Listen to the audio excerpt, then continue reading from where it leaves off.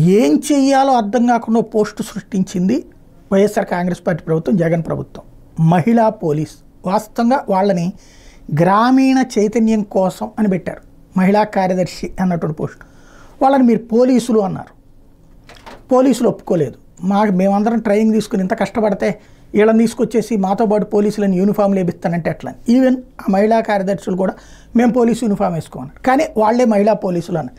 గ్రామాల్లో ఉన్నటువంటిది ఏదైతే మద్యం లాంటి విషయాలు, బెల్ట్ షాపులు లాంటివి, లేదంటే అక్కడ ఎవరైనా తప్పులు చేస్తుంటే ఆ విషయాలు అధికారుల దృష్టికి తీసుకెళ్ళి సెటరైట్ చేసేటటువంటి పని అని వాళ్ళకి అప్పచెప్పారు. జగన్ ప్రభుత్వం దిగిపోయాక వాళ్ళని ఏం చేయాలి? ఇప్పుడు నిన్న అసెంబ్లీలో చర్చ దాని మీదనే నడిచింది. రవికుమార్ తాజాగా దాని మీద వేసిన ప్రశ్నే కోన రవికుమార్ మంచి పాయింటే రైజ్ చేసుకొచ్చారు. మహిళా సంరక్షణ కార్యదర్శిని పోలీస్ శాఖలో కొనసాగిస్తారా, మహిళా శిశు సంక్షేమ శాఖలో కొనసాగిస్తారని ప్రభుత్వం చెప్పాలని కోన రవికుమార్ కోరారు.